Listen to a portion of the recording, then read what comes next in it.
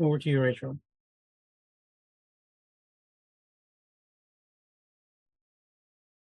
Thank you very much, Nav. Thank you so much for inviting me today to this international speaker meeting. I didn't expect to share for 45 minutes, but we'll see how we go. I'm sure there is something greater than I am that will provide for us in that respect. I want to begin this session with a part of the big book, which I heard several weeks after coming into fellowship.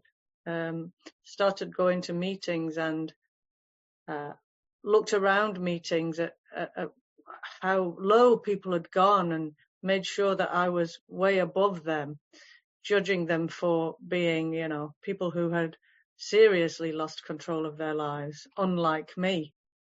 However, as we all know, nobody goes into AA free of pain. Something had taken me there, but I was still at the stage where I wasn't fully aware of what that was, or fully aware of the layers and layers of denial that there would be to get through.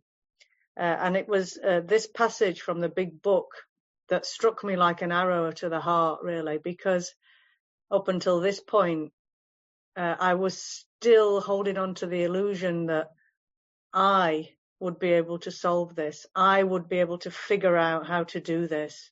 I would be able to get myself out of this mess if I just listened to you guys for a little while and picked the parts that I knew would be good for me. So this part of the book is really important to me. And Elaine, although she's already been reading for quite a bit, said that she would read this for me. So Elaine, if you could read this part of the book, please. Yes, thank you, Rachel. A Vision for You, page 151. For most normal folks, drinking means conviviality, companionship, and colourful imagination. It means release from care, boredom, and worry. It is joyous intimacy with friends and a feeling that life is good. But not so with us in those last days of heavy drinking. The old pleasures were gone. They were but memories. Never could we recapture the great moments of the past. There was an insistent yearning to enjoy life as we once did, and a heartbreaking obsession that some new miracle of control would enable us to do it. There was always one more attempt and one more failure. The less people tolerated us, the more we withdrew from society, from life itself, as we became subjects of King Alcohol, shivering denizens of his mad realm. The chilling vapour that is loneliness settled down. It thickened, ever becoming blacker. Some of us sought out sordid places, hoping to find understanding, companionship, and approval. Momentarily we did. Then would come oblivion, and the awful awakening to face the hideous four horsemen: terror, bewilderment, frustration, despair. Unhappy drinkers who read this page will understand. Now and then a serious drinker, being dry at the moment, says, I don't miss it at all, feel better, work better, having a better time. As ex-problem drinkers, we smile at such a sally. We know our friend is like a boy whistling in the dark to keep up his spirits. He fools himself. Inwardly he would give anything to take half a dozen drinks and get away with them. He will presently try the old game again, for he isn't happy about his sobriety. He cannot picture life without alcohol. Some day he will be unable to imagine life either with alcohol or without it. Then he will know loneliness such as few do. He will be at the jumping off place. He will wish for the end. We have shown how we got out from under. You say, yes, I'm willing. But am I to be consigned to a life where I shall be stupid, boring, and glum, like some righteous people I see? I know I must get along without liquor, but how can I? Have you a sufficient substitute? Yes, there is a substitute, and it is vastly more than that. It is a fellowship in Alcoholics Anonymous. There you will find relief from care, boredom, and worry. Your imagination will be fired. Life will mean something at last. The most satisfactory years of your existence lie ahead. Thus we find the fellowship, and so will you. Thank you. Thank you, Elaine. Thanks so much for that. So I just want to quickly explain, before I go on to the step 5 material, I just want to quickly explain the effect that this passage had on me. It relates to the step 5 material in a number of ways. First of all, I see in the 12 and 12 that the idea of step 5 being the point at which we begin to see what we have actually looked at in step 4. When I heard this passage in a meeting a few weeks into coming to AA, it had the effect of me actually seeing for the first time a little bit of what was happening to me. Rather than just looking at these pages of the book, seeing the words, I began to feel what they meant. And like I described before, it was like an arrow to my heart when I realized that the boy whistling in the dark to keep up his spirits was me. I had fooled myself up to coming into AA that I was a serious drinker, that's all. And that once I sobered up a little bit, I felt better, I could work better, and I could keep this up for as long as I like. I fooled myself. But that illusion had started to fall away as I encountered one more attempt, one more failure. This happened over 15 years. So although I've not relapsed since I came into the program, I relapsed plenty before I came in here. The fact that I knew that if it was up to me, I was going to drink again was something that I couldn't take. I literally found it unbearable. So this moment was my rock bottom. I was still lying to myself. I'd heard bandied about the rooms the idea that you could be armed with the facts about yourself. And I thought that sounded very, quite pretentious. I didn't understand what it meant. I didn't understand that to have the facts about yourself meant getting through these layers of denial.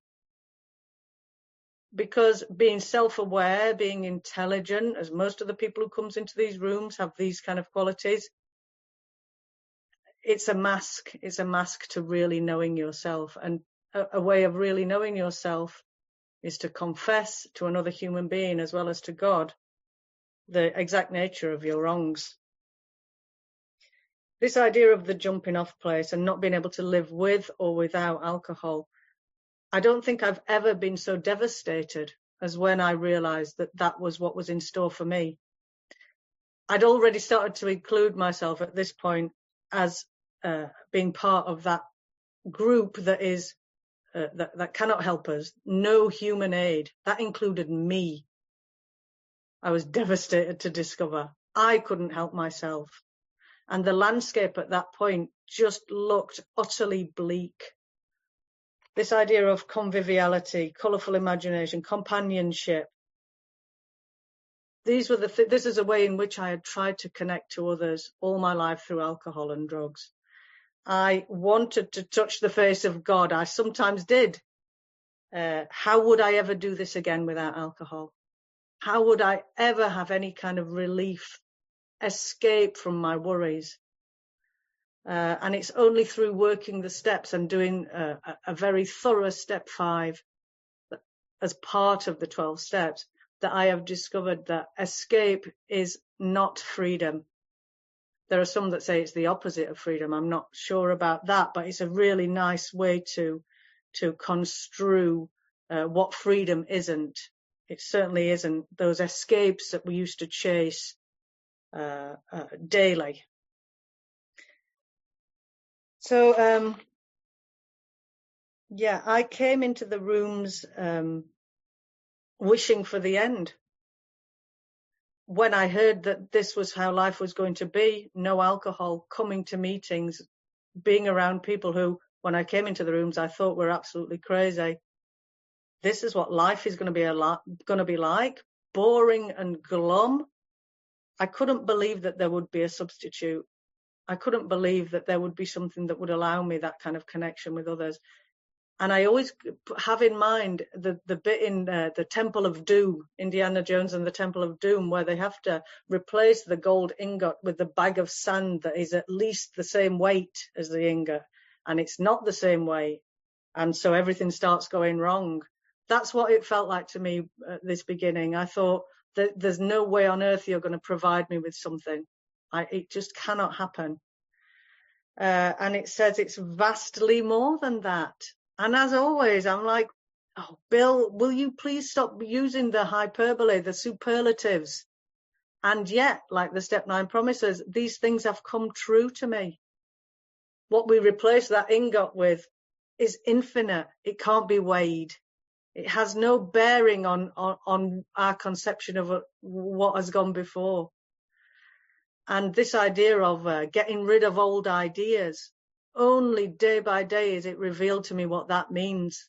And it means something new every day. And because I'm changing all the time through working these steps and recovering, I see things differently, moment by moment, never mind day by day.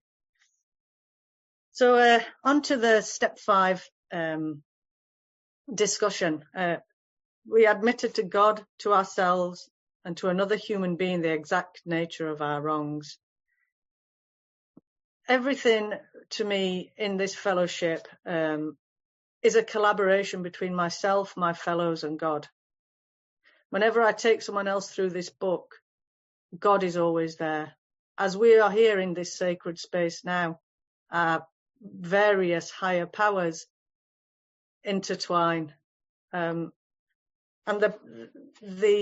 the generative power of that to heal and to lead us to help others recover, I just find quite phenomenal. So AA has the 12 steps that ask us to go contrary to our natural desires which have gone awry, natural desires which we've taken to the limits. You know, this is a disease of more, and our instincts for society, for sexual gratification. As alcoholics, we take those to the very limit. So one of our natural desires as an alcoholic is to, because of our low self-esteem, counterbalance that with a huge ego. And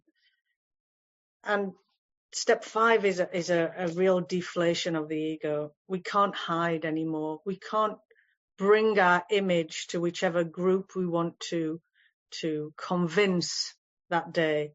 We have to dismantle that image. We have to get down to who we really are. So, like I was just saying earlier, Step 4 is the expedient to Step 5. We start to have a look. The sweeping searchlight of Step 4 allows us to see what is actually there, because what we have to do is clear that wreckage, clear that channel, so that the higher power can get to work, so that we can finally stand in the sunlight of the Spirit. Our fear and reluctance to do this is huge. I remember my own Step 5. The more ashamed I was of what had gone on, the more I treat it like somebody else's story. And very often, as I was discussing it with my sponsor, I tried to kind of glimpse at what was happening, askance. I didn't want to really look at it head on, and I wanted to hurry us along for those things that weren't palatable to me. I remember thinking that as I was saying them, or kind of going into the darker crannies, I wanted to say it as if it was someone else who had done it. It was such a strange feeling. And of course, as a sponsor, to hear other people's confessions, what a privilege, no matter what they are. What a privilege to be able to compassionately reflect to that person with your kind mirror what might be going on underneath the causes and conditions of our alcoholism. Because let's face it, if there was an easier way, we alcoholics would find it. I was only interested in sidestepping, getting to the good stuff quick, in skiving, getting something for nothing. And I felt entitled to that. These are the facts that I've found out about myself that I had no idea about when I came in here. My grandiosity knew no bounds, to be quite honest. And I think one of the ways of seeing whether you've had a spiritual awakening or not is there's many ways, as there are spiritual awakenings themselves.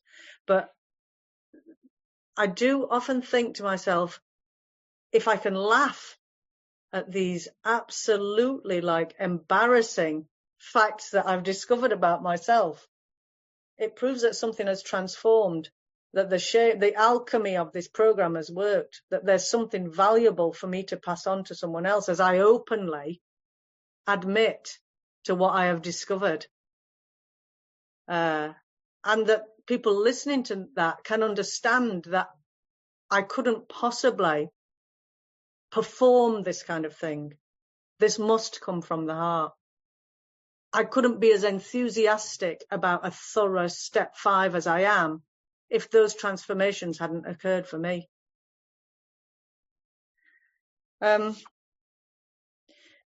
So I think it's really important to have a look at particular examples. So one of the people who were on my step 5 lists, there's a part in the big book that talks about how burned up we get with resentment, how burned up we are, and how much time I had devoted to this one particular resentment over the last 4 or 5 years said everything.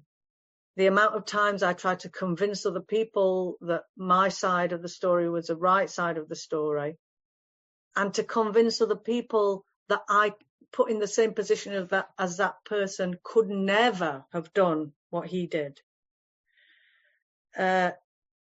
We start to use, it says here in the 12 and 12 under step 5, they always discovered that relief never came by confessing the sins of other people.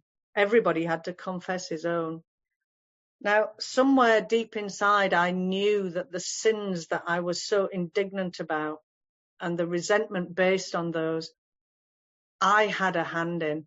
And I've realized now from sponsoring other people that we just do not get burned up if we somewhere don't know our part in it.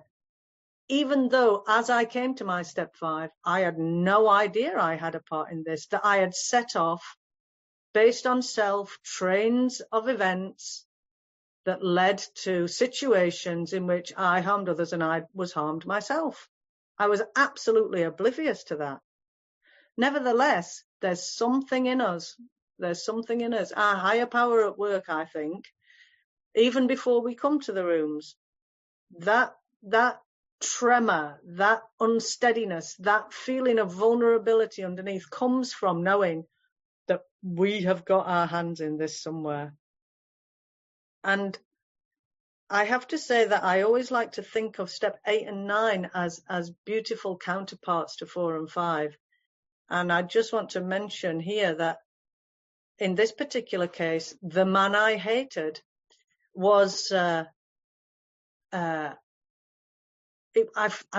had no idea how I was going to make the amends to this person. I had no idea that God was going to take care of all of that in the most miraculous way you can imagine.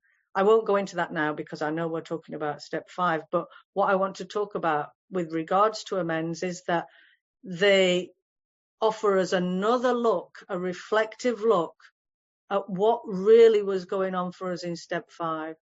It offers us another opportunity to see that what we thought we were we really? So, for instance, I tried to make an amends to someone else, and they told me they never wanted to see me again. They made it clear through someone else that I mustn't get in touch with them. Now, in step 5, I had admitted to certain things, but surely not enough to make this person never want to see me again. Well, obviously so. So even as we're doing our step 5, we cannot be fully aware of what we are. It's only through carrying on and going through this work fully ourselves and taking other people through that we learn the machinations of the steps in their beautiful kind of synchrony. So there's a part in the 12 and 12 that talks about the benefit of confessing to someone, the benefit of talking out what is wrong with us. But as anyone who has been on the phone to an alcoholic for a couple of hours knows, there's the kind of talking that goes somewhere and there's a kind of talking that doesn't. And therapies and talking obviously have their place, but what is amazing about step 5 is that it forms part of this beautiful chain of action, something we can do about these things, something that's going to lead to healing and recovery through action. And I have this analogy, and it's about suffering. And so the suffering that we go through before we get to step 5, reliving those terrible pasts, and then once we're sober, reliving them without the solution of booze, it's almost unbearable. We have to tell someone and we have to do something about it. But the analogy I was thinking of is so suffering as was before we were doing anything about it became like sewage. And if you let sewage go into your water system, you're going to die. Whereas if we put manure on our roses, they blossom. So through this amazing transformation in step 5, we are able to find a way to make our suffering work for us. We don't close the door on our past. The absolute intricacies of our terrible behavior and our histories become something that someone else can use. When someone hears what I said in a street fight to someone, something that I would rationalize away for years on end, it happened. I did it. I said it. No more rationalization, no more excuses, no more hours and hours convincing other people of my column 2, This is freedom. This is freedom to be away from the lies I've told myself for so many years that I didn't even know were there.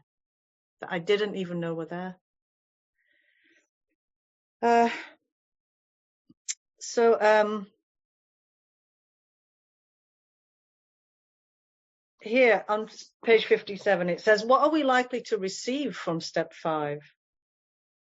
For one thing, we shall get rid of that terrible sense of isolation we've always had. Nearly all of us suffered the feeling that we didn't quite belong.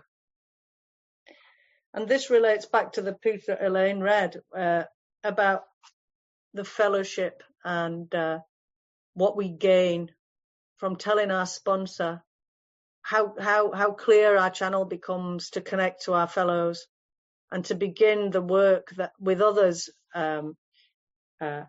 as we see what a sponsor, the kind of freedom a sponsor can give us.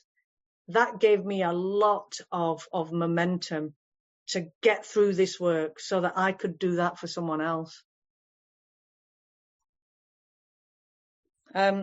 It says here just after that, either we were shy and dared not draw near others, or we were apt to be noisy good fellows craving attention and companionship, but never getting it, at least to our way of thinking.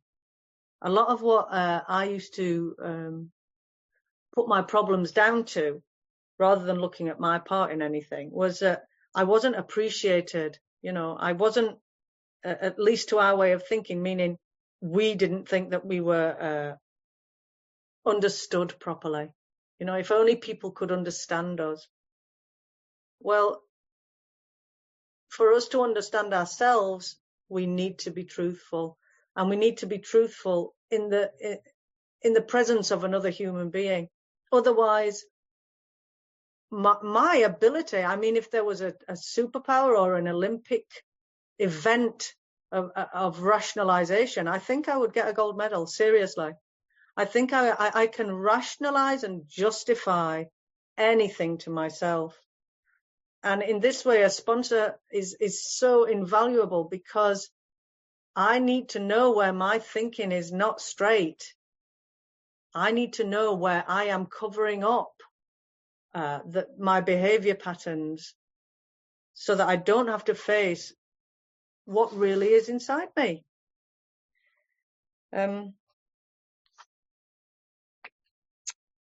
Until we had talked with complete candor of our conflicts and had listened to someone else do the same thing, we still didn't belong. Step 5 was the answer. It was the beginning of a true kinship with man and God. And that takes me back to so I went to my sponsor's house to do my step 5. And she said to me, I'm going to leave you now here for an hour. I want you to sit and thank God for what's just happened between us, the privilege of handing over that burden. And so I sat in her living room, and I had meditated a number of times in my life, in the same way that I'd had a relationship with God before, but it had never kept me sober. And I sat in that living room, and she tapped me on the shoulder, and I said, yeah, I'm just starting. She said, no, that's it. That's it. The hour is up. And I'm like, pardon? She said, no, the hour is done. And I really do take that as my first taste in the program. Not my first taste, but it says in the 12 and 12, you are going to, the feeling of the presence of God is going to hit you. And it struck me today, in fact, that the presence of God is the absence of me. So that hour that just went, where I dropped out of space and time, literally, there was nothing, not me, just the flow. This was very convincing for me. And I just find this program so intricately beautiful in the way that nature is. Because when I get given those awakenings, they might be the most banal thing possible. Those kind of things that only other alcoholics go, yep, to. It could be the most banal thing possible, but they are absolutely bespoke for me. They are to a T meant for me, and can only be from somewhere that knows what happens in here. And those tiny little breadcrumbs along this path are enough. I don't even need no mountaintop experience, although I won't say no to one, of course. I don't need that. I need incontrovertible truths which take belief to faith. I feel those things. They have happened to me. I have had experiences which no one can take away from me.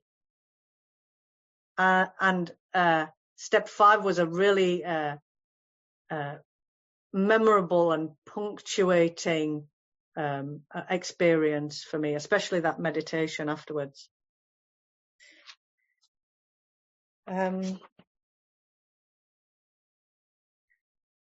So before we go into our step 5, we feel like we cannot be forgiven for some of the things that happened in the past. And one of the marvelous things around this step that I learned was the relationship between resentment and forgiveness, and how me getting rid of resentments, or rather asking for help for the resentments to go, and doing the right thing, making the action, prayer being the action, the sick man prayer. How is this going to dissolve what I feel? How on earth is this couple of lines a couple of times a day going to take away this rock of resentment I've got? Acid wouldn't do it, How is this going to happen? And as of everything in this program, the idea of letting go of outcomes, abandoning myself to God, letting go of what is going to happen because of it, is the key. This is the key.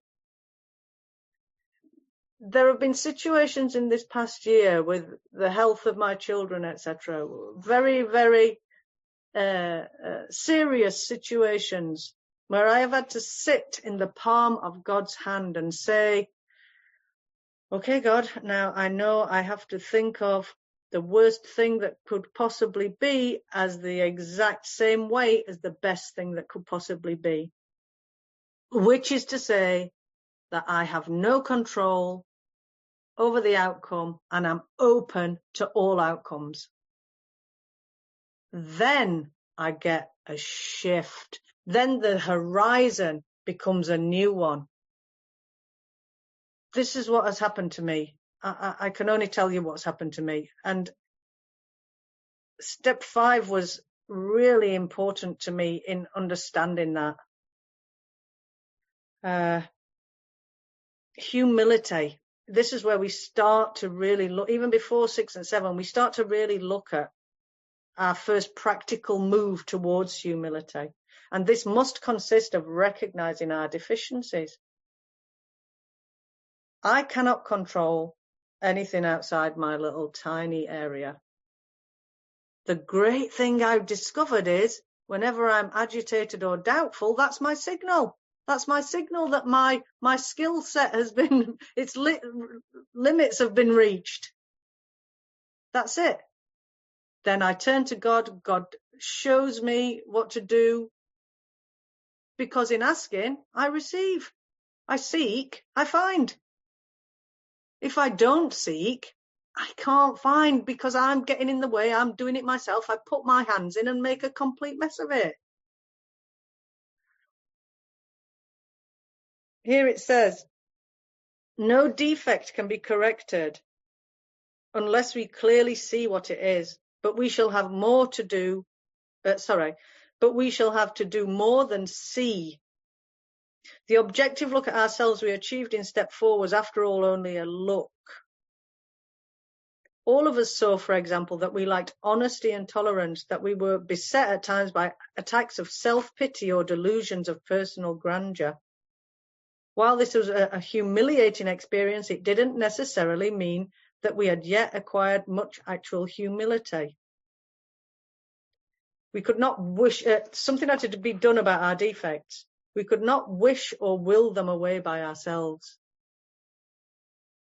So step 5 is a stepping stone to making that person that we have discovered we were, which is even worse than the person we turned up to our first meeting with. We want to bring that closer to the person we wish we were, which is the performance we put on for whoever we were with. Because the kind of person I pretended I was, it turns out pretended, is not the kind of person who could have done those things in step 5. It just isn't. And the tension between what I really was and what I wished I was became so great and the pain was so much that I had to get into those rooms. Nobody turns up to AA for a laugh. Nobody turns up at AA's door unless they're in significant pain. And it was that stretch, because if I could have done something about the way I reacted to things and the worsening way and the more and more sensitive I was becoming to life, if I could have done something about that, I would have. I could not. And when I come into this program, I still can't. The magnificent thing is that now, as soon as I feel I can't, I know where to go. I know who to turn to.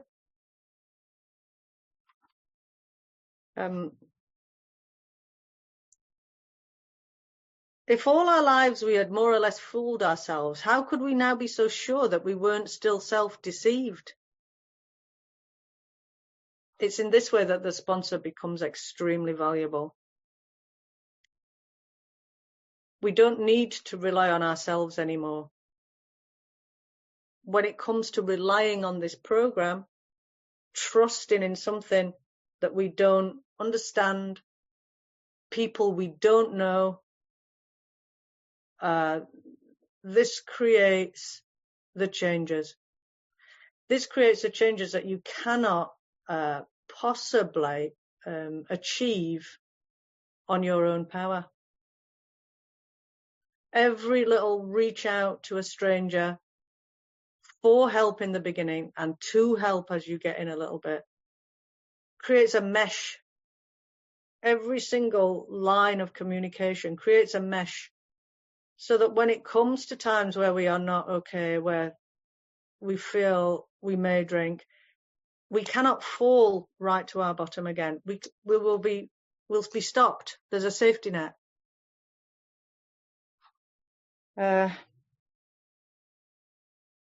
We had to have outside help if we were surely to know and admit the truth about ourselves, the help of God and another human being. Only by being willing to take advice and accept direction could we set foot on the road to straight thinking, solid honesty, and genuine humility.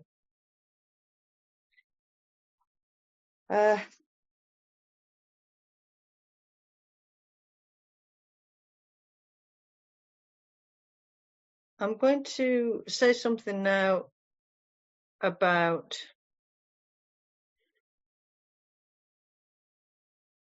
the kind of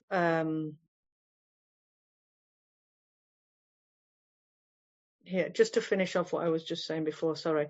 When we are honest with another person, it confirms that we have been honest with ourselves and with God. It turns out that I really did not have an idea about what the word honest meant when I came into the rooms. I seriously didn't. It says here, the second difficulty is this: what comes to us alone may be garbled by our own rationalization and wishful thinking. This was certainly true for me, and continues to be if I let it.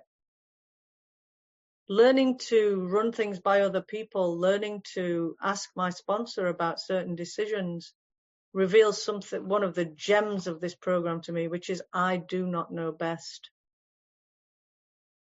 I do not know best. I've never known best, it turns out. Not just that, the idea that, the set-aside prayer is my absolute go-to every minute of the day. Because what I think I know, what I have held on to as the rock of my belief,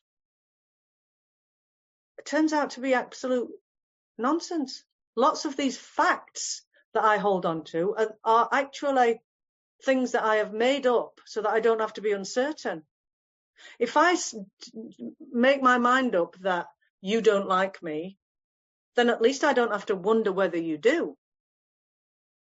Uncertainty for me is anathema, and uncertainty will definitely lead me to drink. One of my favourite speakers, who's called Mags D from Belfast, she said something when I was early on in, and when my grandiosity was still full blown. And she said, what I think you think about me will kill me. And I thought, how ridiculous, as if number one, I don't care what anyone thinks about me, and I've made that perfectly clear all my life. And number two, stop overdoing it. Why are you going so far? How can that be the case all the time for everyone? But like I said, in this program, when something gets me in the heart, I know that it's got something to say to me. I know that it's the truth, because my body doesn't lie. My head does, but my body won't. And when I feel that, it might take me a few months to know that that's what it was, the truth. But eventually I will get there.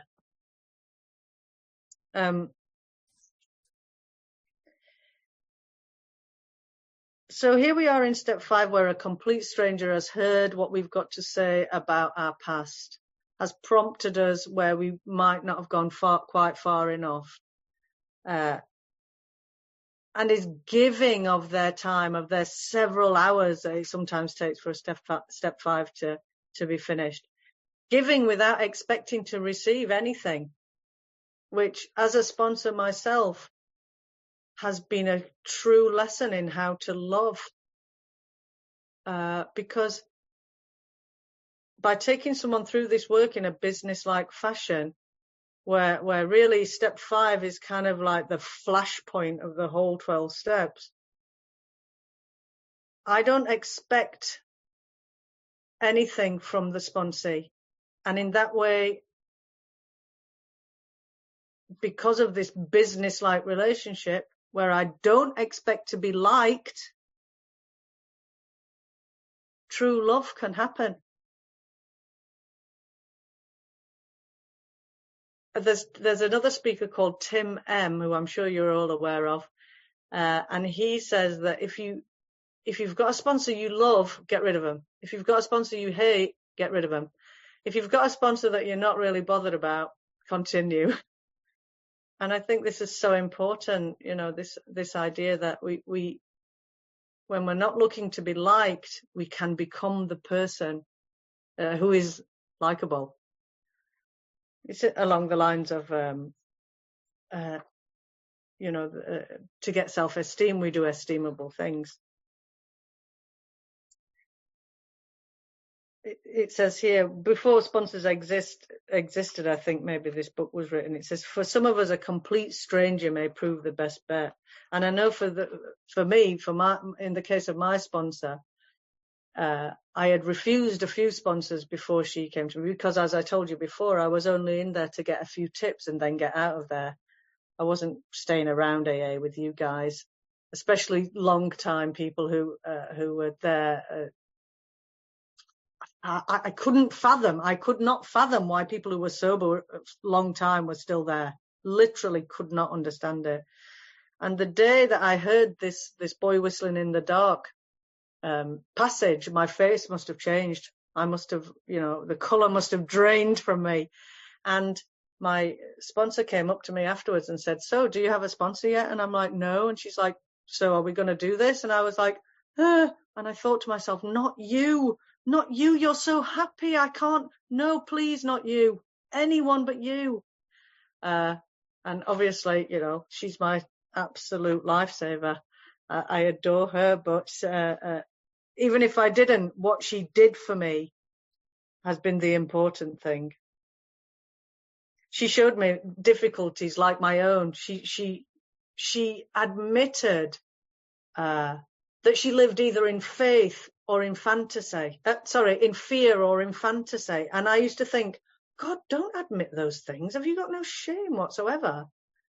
This was before I understood what honesty was. This is when I was still so many masks that I couldn't carry them. To wrap up, I'm going to say that step 5 for me is the kind of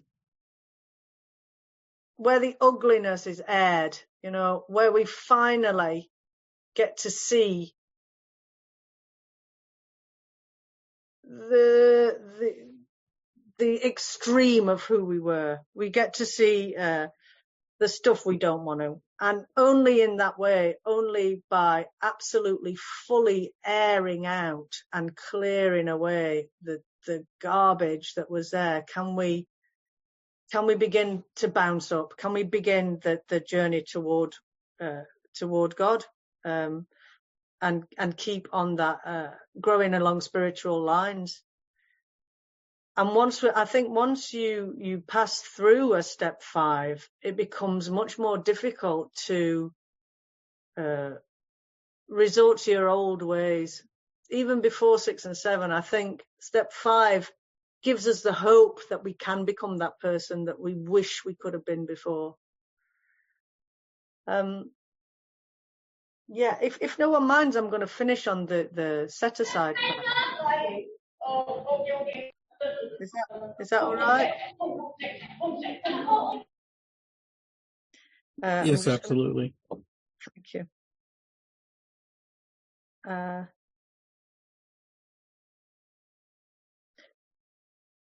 God, today help me set aside everything I think I know about you, everything I think I know about myself, everything I think I know about others, and everything I think I know about my own recovery, so I may have an open mind and a new experience with all these things.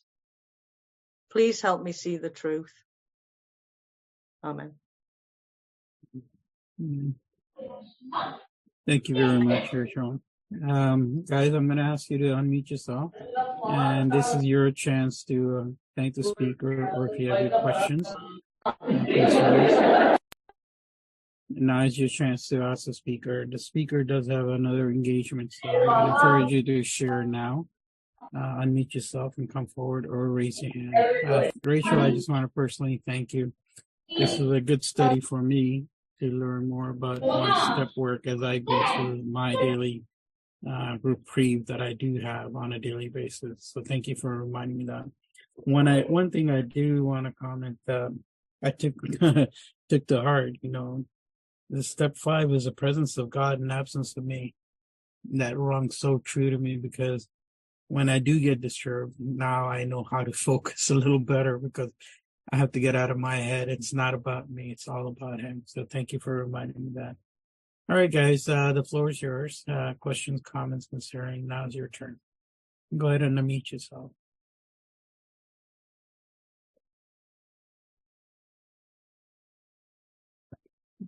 Right, Elaine. Hi, Rachel. Hi, I'm Elaine. Very grateful alcoholic and member of AA. That was wonderful, Rachel. I've managed to stay because my lift hasn't arrived yet. That was wonderful to listen to. I like that comment. That's what you said as well, that Nabs just hit upon the absence of me. And even today, I know that's the case. When I'm involved in anything, or I'm starting to, as you